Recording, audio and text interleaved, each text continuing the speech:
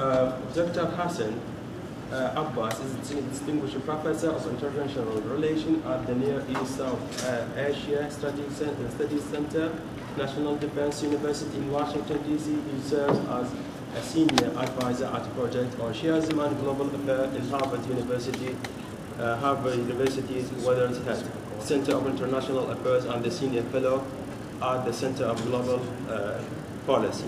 He is a think tank focusing on intersection of U.S. foreign policy and Muslim plus geopolitics. His current research work focused on building narratives for countering political and religious extremism and rule of law reform in developing states. Earlier, he served as a professor and department chair at National Defense University College of International Security Affairs from 2011 to 2019, and the distinguished card as a professor at Columbia University. He held various fellowships, including at Harvard Law School, Schools of Islamic Law, Legal Studies Program, and Program on Negotiation. He has attended many conferences, and also he showed up in different TV channels and broadcasters. Thank you. Thank you, Dr. Now, I think that our guests prefer to stand. He said that I'm a teacher. I prefer to stand there and to talk to you. Okay, so privilege, and it's a true honor for me to be here. One, because this is a great university. Secondly, because you are in the land of prophets, and you are in the land of the greatest personalities of Islam, no less than Imam Ali alayhi salam, who's among so many other introductions. We know him through Ana Madinatul Ilmi wa Aliyun Babuha, in the words of the Prophet Muhammad sallallahu alayhi wa sallam. So knowledge, wisdom, and what we call ilm, because the word ilm is very difficult to translate in English language. It's not about information. Information and knowledge that converts itself into wisdom, that is what ilm is. So you are on the doors of ilm, and I envy you to be in this location. What I plan to do today, in about 15 or 20 minutes, is to speak about the lessons of Karbala for the modern world, for today. We know how we cherish it, how we commemorate it, how we understand it in a historical, in a religious sense. But what it means today, not only for any one sect of Islam, but for all Muslims and for all humanity. How do we introduce who is Hussain? How do we understand what was the message of Hussain for the modern day world? For me to explain it to you, or you to narrate it to me, it's very easy. How do you talk to a Westerner or a non-Muslim, or perhaps somebody in Nigeria or Mali or Congo? If you have to introduce who are you commemorating in terms of Hussain, how will you do it? That's the question I pose. And that's a topic that I would speak about using the lens of lessons. What are the lessons today? And how to project and mainstream the message of Karbala and Imam Hussain alayhi salam to the broader world. That's the overall topic. I'll start with two things. First, a verse of a great poet from South Asia, and second, with a small story of when I first visited Karbala in 1996 during Saddam Hussein era, driving with my wife Beenish, who's with me, from Amman, Jordan to Karbala. That story has a message, so that's how I will start. Then I will explain 5 lessons of Karbala based on my humble understanding, travels around the world. I think I have been to every major Muslim country within the Arab world or in Asia, talked about religion, about pilgrimage. So what in my humble view are the 5 lessons for today?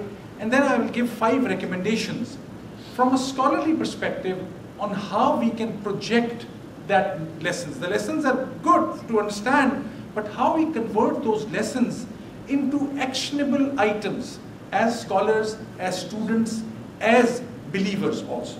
So that's the plan for the next 15-20 minutes. I want to be very clear. All of you are understanding. Am I speaking too fast? Or you understand? Raise your hand if You are understanding? Good. Thank you. So first, the great verse that I talked about, this is by a great scholar and poet. His name is Muinuddin Chishti. He was a great arif, or a great mystic in a Ahl Sunnah tradition in South Asia. His shrine today, you go, thousands of people visit his shrine. So his poetry, he said something about Imam Hussain, which is very popular among both the Shia and the Sunni, more in the Sunni, because he introduced to his supporters, his believers, his followers, how to understand, how to take the name of Imam Hussain. So I'll first recite it in Persian. How many of you understand Persian or Farsi? Persian. Very few. So let me, I'll recite it first in Farsi and then I'll give my own translation of it in English.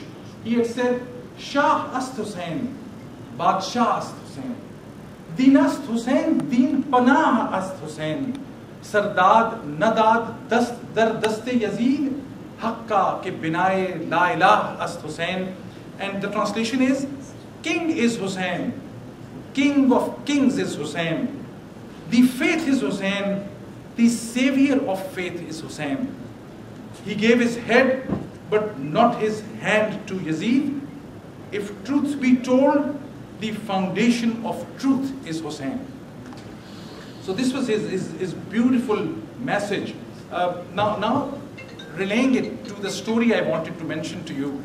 In 1996, when I first time traveled to Karbala, it was a hard journey in an old taxi from Amman.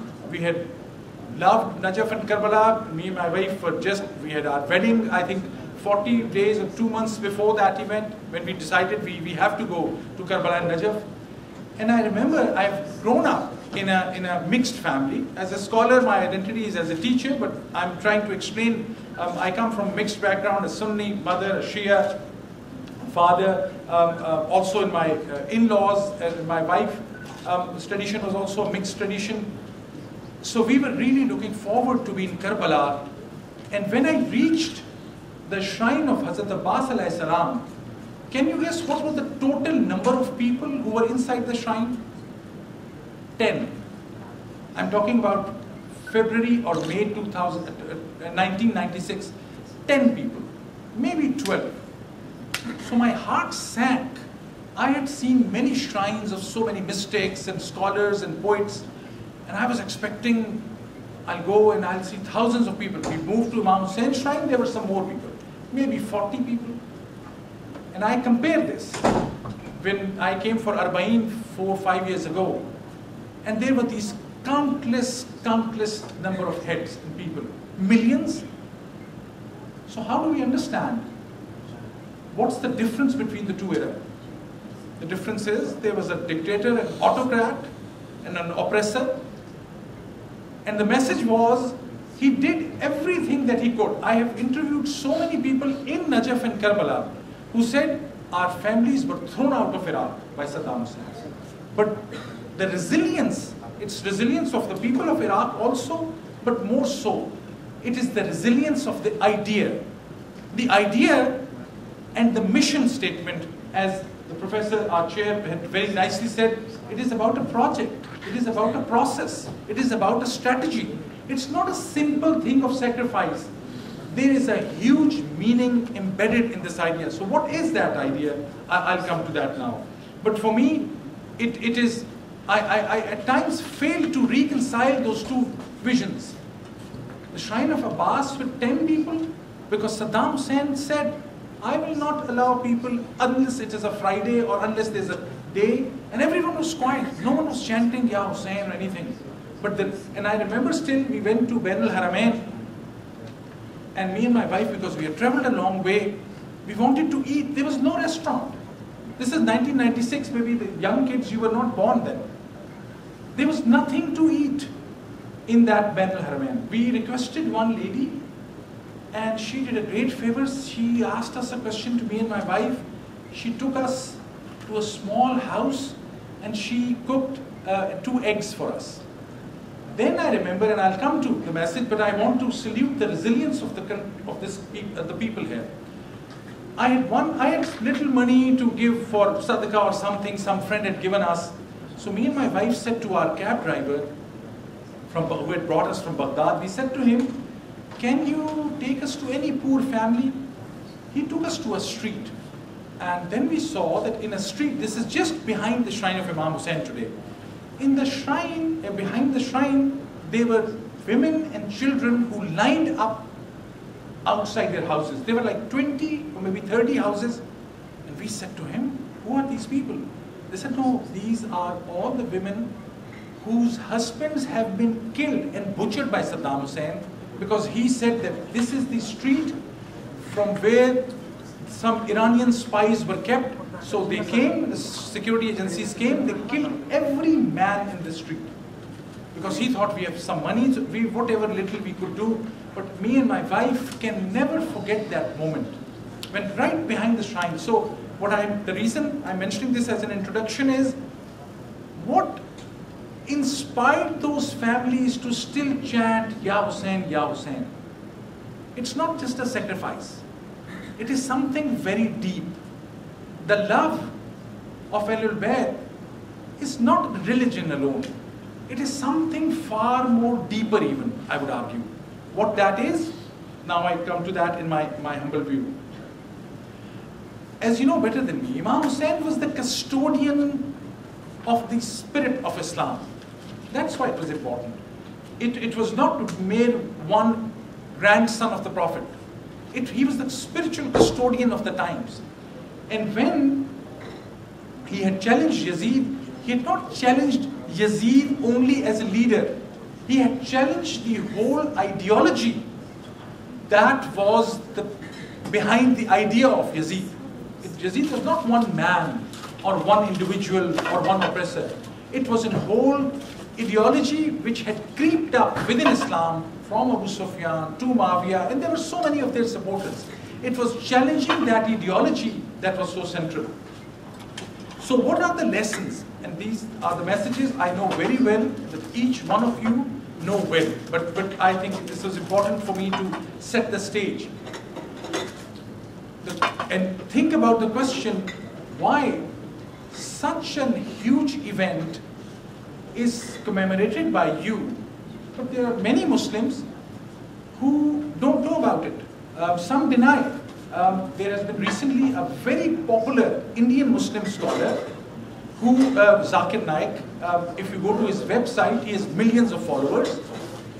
He has a huge charity in London, and he was recently asked, maybe 2 or 3 years ago, Mr. Zakir Naik, how can you explain to us what was the difference between Hussain and Yazid? Do you know what he said? He said this was just a battle between two princes of Islam. And many people believed him. He said Yazid was a prince, Hussain was a prince, the two nice princes fought. And he's a person, Zakir Naik, who's supported by millions of the people.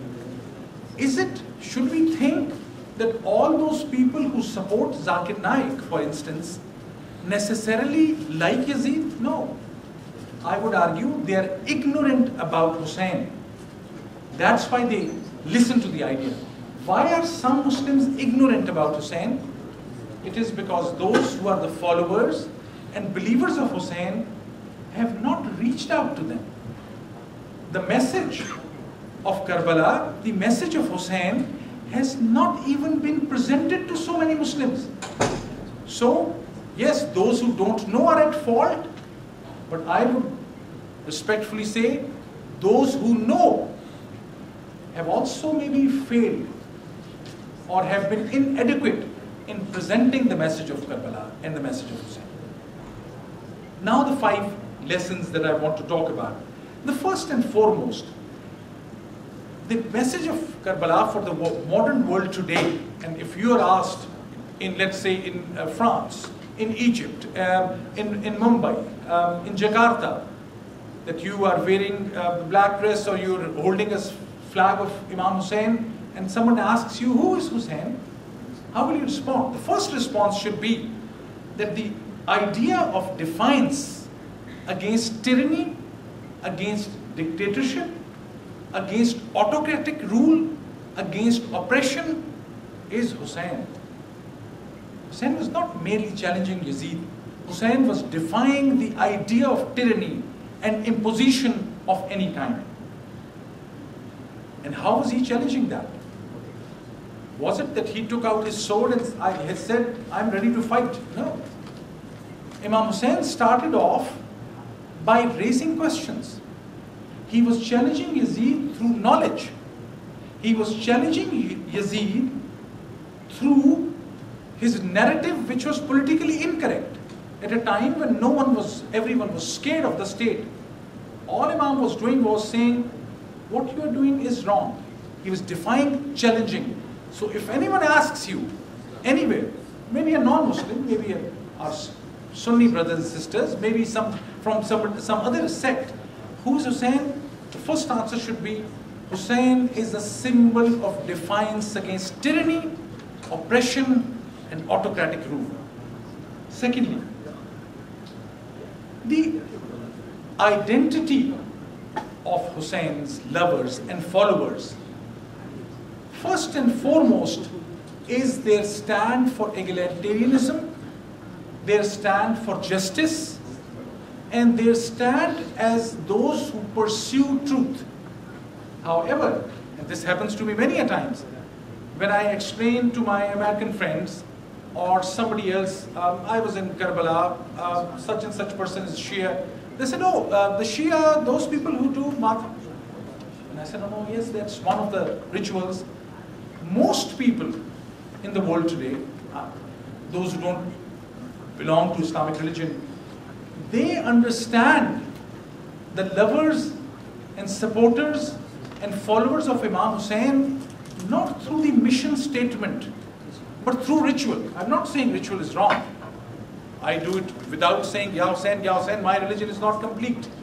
I truly respect that ritual. This is so central to the Shia identity, for instance. However, if that is the front identity, which is holding some people back, because the other person who doesn't understand who are you loving and who are you paying respect, and he just analyzes you through symbolism and through a shield which is not superficial, but which is at the front, and the person cannot understand that ritual, the person is not going to ask the second question. So why are you doing this? They will just say, oh, this is pretty strange, why would you do that? I'm just giving an example from a non-Muslim perspective.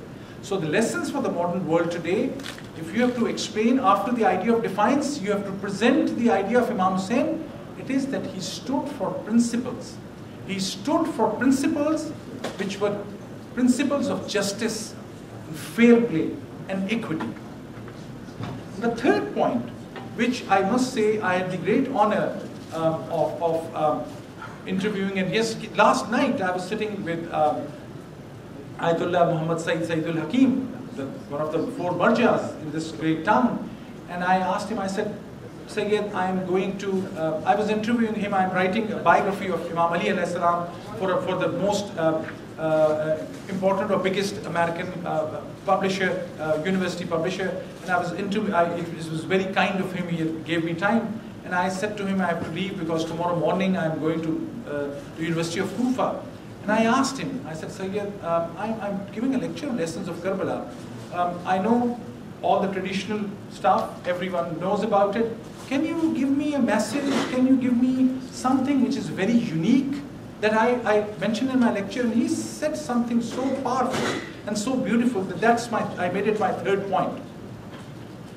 He rightly said that Imam Hussein's contribution was far more significant than most people think, and he gave me a comparative analysis of Judaism, of Christianity, of all the religious faiths. And his argument was, and rightly so, that all the great religions, monotheistic religions, other religions, God-sent religions, I mean, you know more than me, but I'm sure you know how many prophets there were, 124,000. How many books or booklets came? We know about 4 big books, of course, ending with Quran, but Torah and Injil and Zabur. But the total number, according to religious traditions, the total number of booklets that were sent by God were numbered 313. And he was saying that most of these great ideas sent by God were distorted and were changed. Same started happening in Islam. What Imam Hussain did in the battlefield of Karbala blocked forever any Muslim ruler from making changes in Islam. So he said that the whole episode, the whole tragedy was so tragic and so moving because it put a stop on any ruler, because his examples were, we know Harun al-Rashid, we know Abbasids, we know Umayyads. Have we heard about any of the Abbasids or Umayyads or any great Muslim jurist who said such and such verse is not valid, or who said such and such changes have to be made? If somebody had said, rather than praying 5 times, we'll pray 4 times, for example. No one dared do that, because Imam Hussain alayhi salam, through his great sacrifice, stopped and blocked and dared anyone to change or make any distortion of Islam. That also is, in an intellectual level, one of the greatest contributions of the Imam. I move to my 4th point. The 4th point is, and this is about the lessons, and this is what we have to ask the Western world and the Eastern world as well. Western, we often talk about United States, but equally the question is valid for Russia. Whenever it is Daesh or ISIS or Al-Qaeda or Taliban, why all 3 of the major and other groups? There is a group in North Africa by the name of Boko Haram. There is a group Jaish Muhammad in Pakistan. There is one Lashkar-e-Jhangvi. There are so many modern terrorist groups.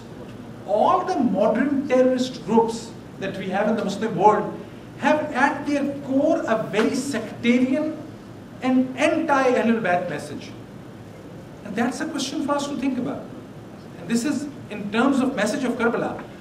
What is it in the message of Karbala that whether it is Daesh in Syria or Al-Qaeda in Saudi Arabia or Taliban in Afghanistan or Boko Haram in Nigeria or some other, or movement of Islamic movement of Uzbekistan in Uzbekistan, each one of those at their core are anti-Shia or anti-Ahlul Bayt. Why is that so? What was the central message in Islam which damage or which challenge all these extremists, whether they are in Africa or Asia or elsewhere? There must be something which each of these terrorist groups has common. Look at the profile of all these groups. They target kill Shias, they attack Sunnis as well, they attack non-Muslims as well, but their core message often is first and foremost on Ahlul Bayt. Why is that so? Because the message of Imam Hussain was a message of love, a message of compassion, a message of support for the masses, support for the welfare of the people.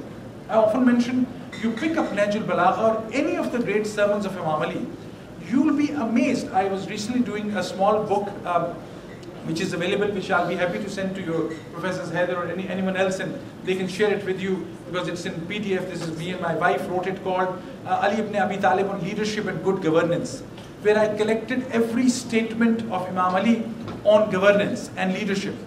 And I was surprised to see the number of times in every message of Imam Ali alayhi salam, he used the word welfare of the people, welfare of the people, welfare of the people. That's what Imam Hussain was standing for. That's what is so damaging and so challenging for the terrorists, that they first and foremost attack the message of Karbala. This brings me to my 5th and last point on the lessons of Karbala for the modern day world, which is that this message, if someone asks you, don't necessarily frame it in a religious sense. Imam Hussein's message was for humanity. He was asking support for those who are hopeless from the tragedies of life. These are the people who needed somebody to support and stand up for them. That's what Imam Hussein's message was. Now I move and take about 5 or 7 more minutes. I hope I'm not taking too much time, to 5 recommendations, which are that if based on those 5 big ideas, which are the lessons, how to translate these ideas into practical steps. First and foremost, it has to be, we have to, as we say in the marketing world, the brand, the Karbala brand, or the Najaf brand. What is Najaf known for? Najaf, for example, is known for Imam Ali. What is Imam Ali known for? Imam Ali is known for many things, but one of the most important things about his stature and rank and caliber was his knowledge, was his capacity to truly inherit what the Prophet of Islam had taught him. There were many others, many important Sahaba, many important companions. No one had the capacity to learn the message from the Prophet the way Ali could do. So there's a branding. I would have projected Najaf as the city of knowledge in the world. Anyone who wants to publish a book, say, there must be some good publishing house in Najaf. Anyone who wants to talk about a university should be able to say, oh, is there a big university? The Kufa University should be so good that people would say, oh, you get admission at Harvard University, and you would say, no, I'll go to Kufa University. Why? Because the name of Kufa or Najaf is linked with the idea of who Imam Ali was. That's what branding is. So have we done the branding for Karbala? The millions of people who come to Karbala, that's a great sign. How many of the international media houses have covered the Arba'in walk, for example? Very few, very few. Have we not reached out to the media? So if, for instance, some Western media is not giving you enough coverage, who's stopping us from building our own television channel, which is so good and so credible that the world watches that? So branding. So my first point is, you have to invest in that branding. Someone has to think about that branding. It can be an app, it can be a website, it can be a publication, but the brand of Karbala is the first and most important thing. Secondly, I would encourage all of you, I'm sure I know internet is blocked at this moment for the last 2 days, but I'm sure all of you have your phones and mobile phones, and you browse and you're on Facebook or Instagram or Twitter. Please raise your hand if you're on Facebook. How many of you are on Facebook? 2 people, 3, 4? There must be more. I'm sure all of you are. All of you are. So the issue is that if all of you are, you should go and Google or a search called Who is Hussain? Just say, who is Hussain? This is a campaign by some Muslims run in London. And all what they have done is, for instance, in American universities on the day of Ashura, they just buy water bottles, and everyone coming out of the university, they give one bottle. And people ask them, in America, as we say, there's no such thing as free lunch. I mean, in Iraq or elsewhere, wherever I go, I have not, since I'm here for the last 12 days, I have not spent a single dollar, because everyone, either someone takes me for lunch or dinner, or somebody who sees there's, or Zahir, you know, in Karbala and Najaf, during Arba'in, there's so much free food. In the Western tradition, no one offers you even a cup of coffee or cup of tea unless you're sitting with them, everyone pays for themselves. So when they realize that this is some group of young people who are giving a free bottle of water to everyone, they ask, why are you giving it? And they say, it is because it is Ashura, and there was a person whose name was Hussain, and he died without water.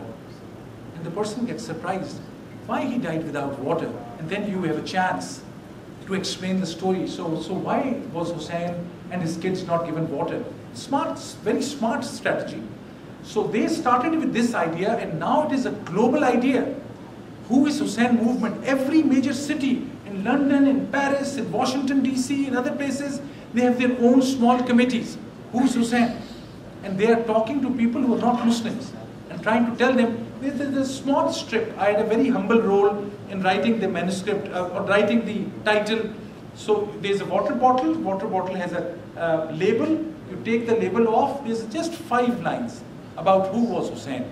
And it's so powerful. So please go on Google or Facebook and look for this Who is Hussain campaign. Think about this. I'm not saying you necessarily. All those who want to project the lessons of Karbala, every Muslim should, I think. Irrespective of your Shia or Sunni, or irrespective of any sect. And Who is Hussain campaign is, I think, one model. The third idea is that the whole story and tragedy of Karbala, of course rightly so, revolves around Imam Hussain alayhi salam and the 72 companions. But I would argue, and many of you know more than me, equally powerful, and I'm using the word intentionally, equally powerful and important contribution was by Bibi Zainab. If Bibi Zainab salamullah alayhi was not there to project that whole message, do you think the message of Karbala would have received so much help? That's my third idea. Build the tragedy of Karbala not only on the tragedy on the day of Karbala, on the day of Ashura, but the way one woman stood up against oppression. What she faced was in some ways more stronger and more terrible than other instances. And she stood, she survived, she took the message everywhere. Do you think that is in any way less important than what happened on the day of Ashura? No, I think it is equally important, it is equally powerful. That tells us the importance and relevance of the role of women, which is not just one small idea in a box. Karbala and the role of women, no.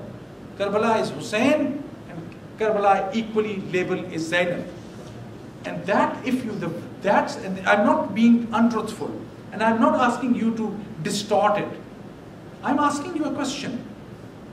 Prove to me that what happened after Ashura was any less important than what happened on the day of Ashura. If that is true, if your heart says yes, then project the message in a way that the Western world and the Eastern world say, well, this is a religion which 1400 years ago, there was a woman who was such a powerful leader that she had the most important influence on what the message of Islam is. That's very powerful, I think. And that's my third idea. Thank you for your patience, and I'll just take maybe 2 more minutes, which is the fourth idea for you, practical idea to think about is, and I remember this, one of my professors, and I'll not mention the university because it's dear to me, but one of my professors in a Western country, I was sitting in a class on Middle East history, and he taught about Karbala by saying, this was the most important Shia-Sunni battle. I raised my hand and I said, Professor, with all the respect, Karbala was not a Shia-Sunni battle. Yes, there was one side is Imam Hussain, the other side is Yazid. Yazid was not representing Sunnis. Imam Hussain was not representing Shias. There were no Shias at that time. There were no Sunnis at that time in a sense that they are today. But that's an important message, the fourth message. The fourth, this recommendation is to project Imam Hussain as a uniting force between Shia and Sunni. Because I know so many Ahl Sunnah who love Hussain as much as any Shia would do. Yes, you will not maybe see them doing matam, because in their culture, in their family, they have not taught. They were not taught to do Ya Hussain, Ya Hussain. But do you think anyone who's not doing Ya Hussain, Ya Hussain has less love? Love. The language of love is understood and spoken from heart. There are so many people. The poetry I narrated to you, with which I'll again conclude my conversation, is by a Sunni.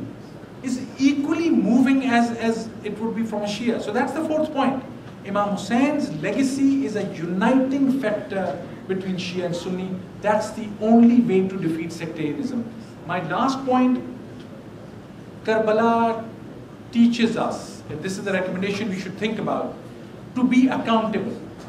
Whether I'm a prime minister, or whether I'm a president, or whether I'm a mayor, or I'm a president of a university, or I'm a dean of a school, if I think I'm accountable, only then I'm the one who has accepted the idea of Karbala. Because that's what Imam was saying. Irrespective of your status, irrespective of who you are accountable. You are accountable to the idea of justice. You're accountable to the idea of truth. So I close by saying we have to defeat sectarianism because sectarianism has inhibited the spiritual growth of all Muslims. I'm saying all Muslims. The only way To defeat that is by mainstreaming the message of Karbala and Imam Hussain, not among ourselves in any Shia community, in Karbala, in Najaf, in Iraq or in Iran, but at a global level. And the message is so powerful it can. And I'll conclude with the same verse with which I started, from a great mystic Sunni scholar who had said, King is Hussain, King of kings is Hussain, the faith is Hussain, the savior of faith is Hussain. He gave his head but not his hand to Yazid. If truth be told, the foundation of faith is Hussain. Thank you very much. We talked about that humanity will always be proud of the great sacrifice Imam Hussain salam made by walking down the path of the truth and greatness. And Imam Hussain will remain as a revolution against all the tyrants and oppressors. He will continue as a symbol for dignity and freedom for all the mankind, and not only for the Shia Muslims, as you said before. Yeah. Now, I think it's time for discussion. Before beginning the discussion, I'd like to welcome our guest, Mr. Kazim Al-Abadi, Mr. Director of the Iraqi Translators Association in Najaf, and also our dear brother, distinguished teacher, Dr. Hussain Nasr Al-Abadi. You are welcome. And now it's time for discussion, so if you have any question, if you need to ask our guests, feel free, please. Or if you have any comment, you can ask. Any comment? Really? Yeah. Yeah, okay, definitely. Thank you very much. Thank you.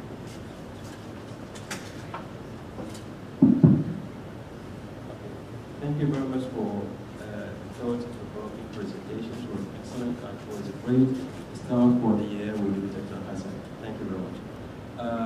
And also thank you for giving the conference along with the recommendation of how to reject the case of or the lesson of Imam Hussain case. So I just want to ask in general, what is the general concentration of Imam Hussain in the Western India? This is my first question, and my second question is the oppressor and the oppressed dichotomy is always in place and was used in the political speeches for their own agenda and their own benefits. So can you give us on these two questions, please? Thank you very much. Thank you very much. I think thank you very much for raising, especially the second question, which is a very important one. But first, about the first, briefly, and again through an anecdote. I think 7 or 8 years ago, I thought that on the day of Ashura, there should be some opinion pieces, articles in American press about Karbala. And I realized there are 1 or 2 articles, some Muslim will write something. And I asked one of the leading magazines called Foreign Policy. If you just, again, search engine, I don't know which search engine you like, Google or Yahoo or whichever. Later tell me which one is the most popular search engine here. Google. So if just Google saying lessons of Karbala, and this article will come up in Foreign Policy magazine. And when this article was published, the editor called me. It was very basic things, all of us in this room know. The kind of projection I received, the kind of hits, the editor-in-chief called me. And she said, actually, she's a lady, she said that, Hassan, what is in that article? Is it very controversial? Because we are getting many hits. I said, no, there's nothing controversial.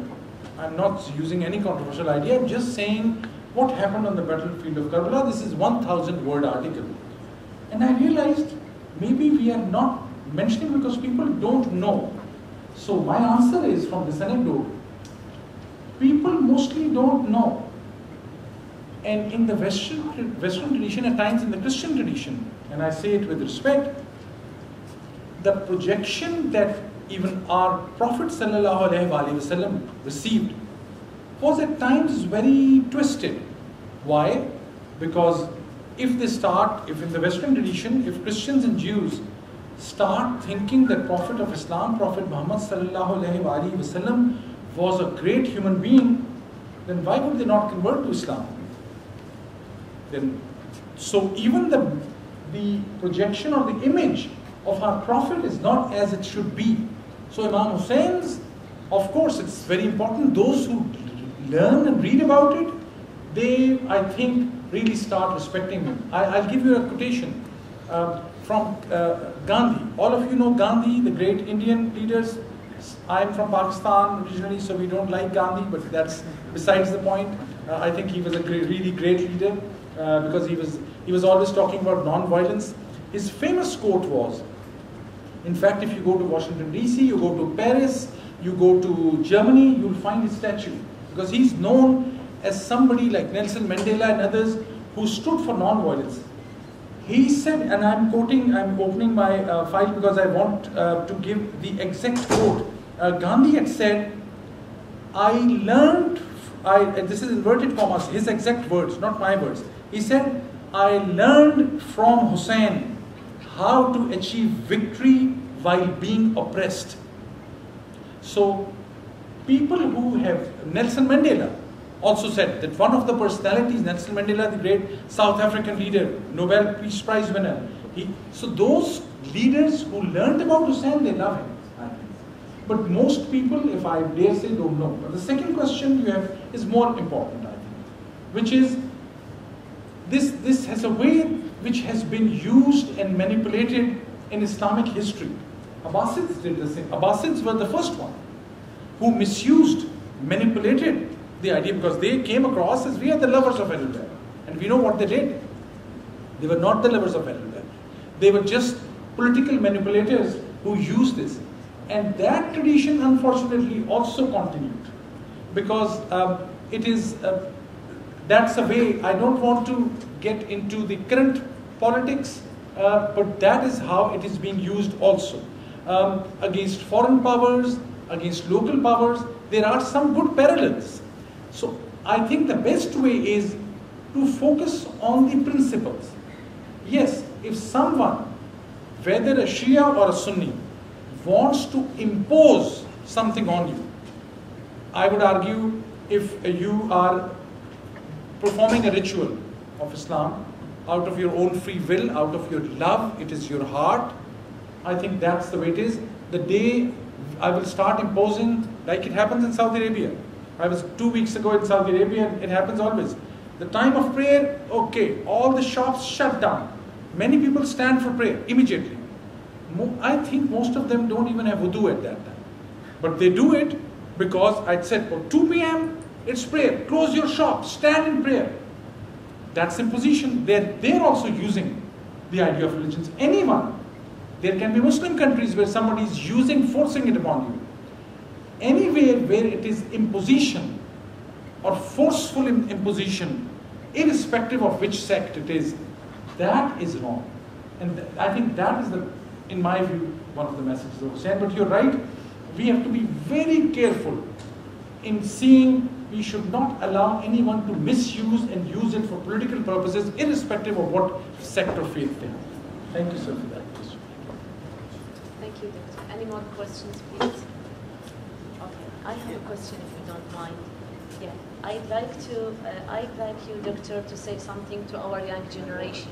Now, you can see our students are sitting here, and you know that we have a proverb in English which is actions speak louder than words. So I do emphasize here an idea, and I want you to share me my idea. Is that, yeah, we do believe in the message of our Imam Hussain, but what's the most important thing? Oh. Yeah, please. It's not an easy thing. What is